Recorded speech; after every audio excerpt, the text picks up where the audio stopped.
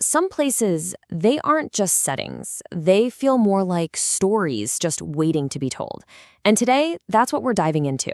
How a physical space, everything from its history and its architecture to the very light that hits it, can actually become the blueprint for a really powerful visual narrative. So let's explore how that happens. And that right there, that sentiment, really gets to the heart of what we're talking about. We're going to see how a location like the Castell de Sant Marçal doesn't just host a story. It actively shapes it. It infuses every single moment with this incredible sense of history and grace. So we have to start with the location itself. The Castell de Sant Marçal, well, it isn't just a backdrop. It's really a character with its own voice. And if we want to understand the story that gets told here, we first have to learn its language. And that language is written in centuries of stone and that incredible, unique Mediterranean light. And wow, does that language have deep roots? The story here starts way back in the 11th century. It passes through noble families for nearly 700 years. But you know what's really fascinating here? It's that last entry. In 1895, an architect intentionally redesigned the castle with this incredibly romantic, almost fantastical vision.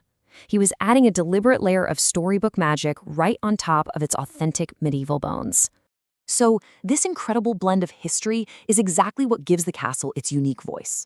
On one hand, you've got these strong foundational elements of a medieval fortress. The square structure, the tower, the stone. Then, layered on top, are these elegant Gothic details. And then you have these really distinct, curated spaces, like a historic wine cellar, right next to a modern, light-filled glass pavilion. Every single one of these elements speaks, and together they create this really complex and layered atmosphere. Okay, so here's the crucial point. This rich architectural language, it doesn't just exist in a vacuum, right? It actually generates a powerful, inherent aesthetic. The whole feeling of the event, its visual style, it all emerges directly from the space itself. And this slide just breaks down that core idea perfectly. On one side, you had the venue as a backdrop. It's beautiful, sure, but it's passive. You could probably swap it out for another pretty location. But on the other side, you have the venue as narrative. And that's what we have here. The castle is an active character. The story isn't just happening in front of it, it feels like it's literally emerging from it. Now, there's actually a name for that 1895 redesign style. It's called historicism, and it's basically the practice of looking at the past to inspiration to create something new. So this isn't just a simple copy-paste job, oh no.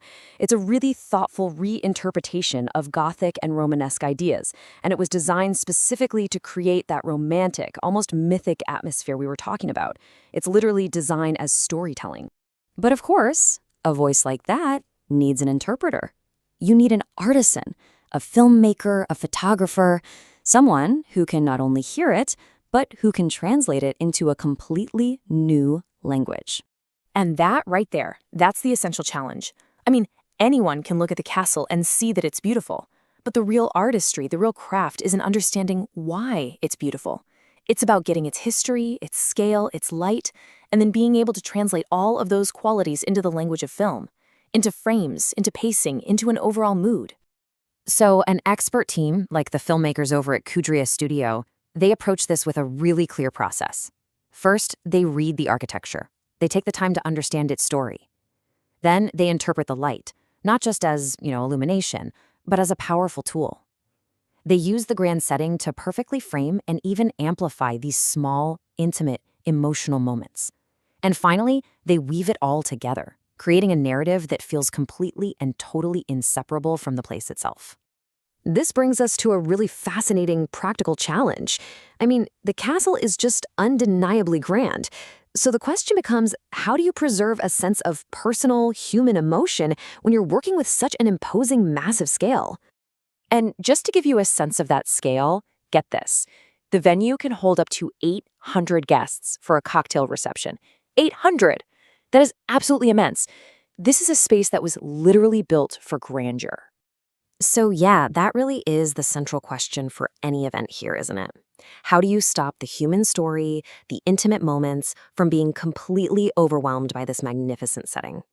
Well, the answer lies in the castle's incredibly intelligent design. See, it's not just one single monolithic space. A celebration can actually flow through different environments, and each one has its own scale and its own mood. So you could have a ceremony in the huge open gardens, then move to the historic, really intimate wine cellar for a banquet of, say, 125 guests, and then later move into the grand, modern glass pavilion. This whole journey creates a dynamic rhythm, and it perfectly balances that epic scale with true personal intimacy. So, when all of these elements finally come together, you've got the historic space, the inherent story, and the artisan's skill. The final product is something that goes way beyond a simple record of an event. What you get is a film that has all the sophistication and quiet confidence of a Vogue editorial. It just feels timeless. And in these films, it becomes impossible to tell where the story of the couple ends and the story of the castle begins. They just become one single, completely intertwined narrative.